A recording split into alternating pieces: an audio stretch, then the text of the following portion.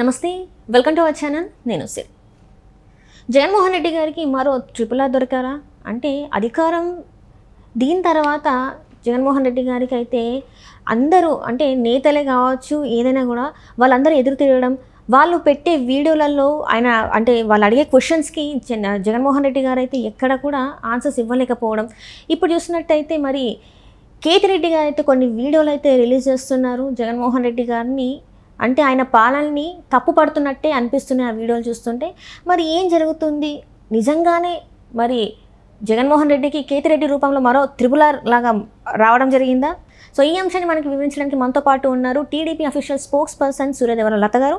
నమస్కారం మేడం. నమస్తే మనం ఇప్పుడు చూస్తుంటే జగన్మోహన్ రెడ్డి గారికి గతంలో చూసుకుంటే మనం ట్రిపుల్ ఆర్ చూసాం, పార్టీలోనే ఉంటూ ఆయనకి వ్యతిరేకంగా మాట్లాడడం జరిగింది. అండ్ ఇప్పుడు కూడా అధికారం కోల్పోయాక కేతిరెడ్డి రూపంలో మరొక ట్రిపుల్ ఆర్ వచ్చారని చెప్పేసి అందరూ మాట్లాడుతున్నారు. ఏంటంటే కేతిరెడ్డి గారు రిలీజ్ చేసే ప్రతి ఒక్క వీడియో కూడా జగన్మోహన్ రెడ్డి పాలనలో అంతా తప్పే జరిగిందన్నట్టుగా ఆయన మాట్లాడడం జరిగింది. మొన్న చూస్తుంటే వీడియోలో వాళ్ళకి 1 year టైం ఇవ్వండి, పథకాలు ఇప్పుడే రావట్లేని ఎలా మాట్లాడతారు, వాళ్ళకి టైం ఇస్తేనే కదా తెలిసేది, అప్పుడే ధర్నాలు చేయడం ఏంటి అని చెప్పేసి మాట్లాడారు. నిన్ననేమో మీరు తీసుకున్న నిర్ణయాల వల్లే ఈరోజు మనకి ఈ పరిస్థితి వచ్చిందని చెప్పేసి మాట్లాడడం జరిగింది.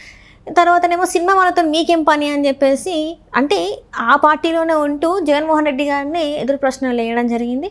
సో మరి ఇవన్నీ చూస్తుంటే మరొక ట్రిపుల్ ఆర్ మరి ఈ కేతిరెడ్డి కూడా వేరే పార్టీకి వెళ్ళే అవకాశం ఉందా? ఉండేలాగా అనిపిస్తున్నాయి మరి వీడియోలు. మరి ఇందులో ఎంతవరకు వాస్తవం ఉందంటారు? అంటే ఇక్కడ మనం జగన్మోహన్ రెడ్డివి అరాచకం అప్పుడు తట్టుకోలేక రఘురామకృష్ణరాజు గారు బయట రావడం జరిగింది. ఒక సీఎంగా ఉన్నప్పుడు ఆయన ఎదిరించి ఆయన ఇబ్బందులు పడ్డారు, ఆయన కేసులు పెట్టారు, ఆయన అరెస్ట్ చేశారు, అరెస్ట్ చేసినప్పుడు కొట్టించారు. సో ఆయనని వెంటాడారు కూడా బాగా. సరే ఆయన ఎదిరించిన దగ్గర నుంచి ఆయన వీడియోలు పెడుతూనే ఉన్నాడు, ఆగలేదు, ఆయన ఇబ్బందులు పడుతూనే ఉన్నాడు, ఆయన ఆపలేదు.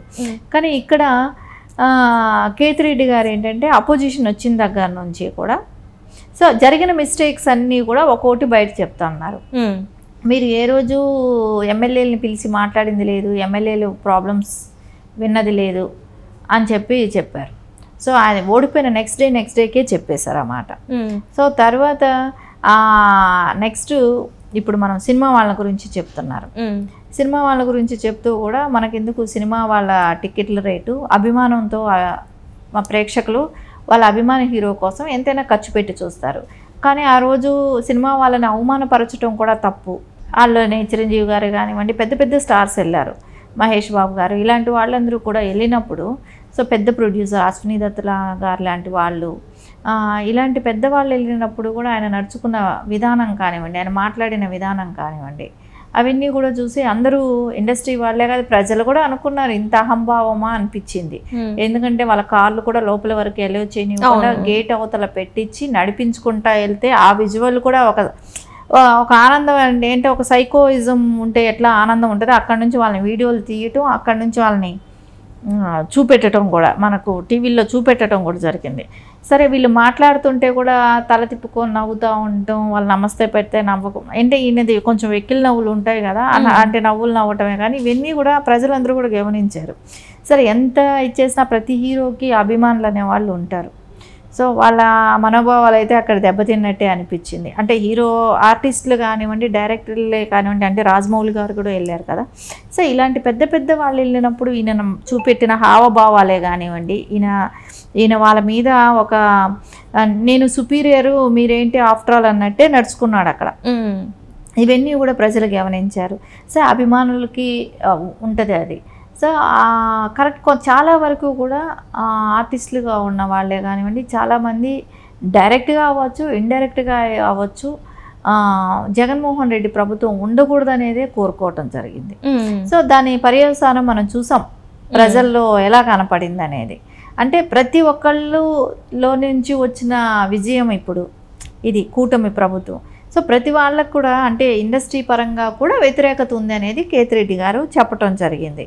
సో ఇంకొక విషయం తీసుకుంటే వాళ్ళ మదరు అంటే ఎవరైతే జగన్మోహన్ రెడ్డి గారి తల్లిగారైనా విజయమ్మ గారు కూడా ఏం చెప్పారు, నా కూతురికి ఓటేయండి అని చెప్పారే కానీ కొడుకు గురించి ఎక్కడా కూడా ఆవిడ ప్రస్తావించకపోవడంతో సో అది కూడా ఒక మైనస్ అనేది ఆయన మళ్ళీ చెప్పటం మొదలుపెట్టారు. అది కూడా మైనస్ జరిగింది పార్టీకి అని అన్నారు. ఇంకొకటి ఇప్పుడు ఏమంటున్నారు, వాళ్ళకి 1 సంవత్సరమైనా టైం ఇవ్వాలి కదా, కనీసం గవర్నమెంట్ ఫామ్ చేసింది ఇప్పుడే కదా, వాళ్ళకి కొంచెం టైం ఇచ్చి దాని తర్వాత మీరు మాట్లాడాలి కదా. వాళ్ళ పథకాలు చేశారా లేదా, వాళ్ళు చెప్పిన హామీలు నెరవేర్చారా లేదా, ఇలాంటివి ఏమైనా మాట్లాడాలంటే టైం ఇవ్వాలి కదా అని చెప్పి అన్నారు. అది యాక్చువల్లీ అయితే కరెక్టు. ఆయన ఆలోచించి ఉండాలి. 6 నెలల వరకు నేను నోరు తెరిచి మాట్లాడకూడదని అట్లీస్ట్ ఆ ఇంగిత జ్ఞానం అప్పటి వరకైనా ఉండాలి. ఆయనకి ఆలోచన కూడా లేనట్టే కనపడుతుంది. ఇప్పుడు ఎవరినైనా ఒక లీడర్ని మోస్తున్నారు అనంటే ఆ పార్టీ కూడా ఆయన డెసిషన్ కరెక్ట్గా ఉండాలి కదా. సో ఆయన్ని ఎవరైతే లీడర్ వెనకాల నడిచే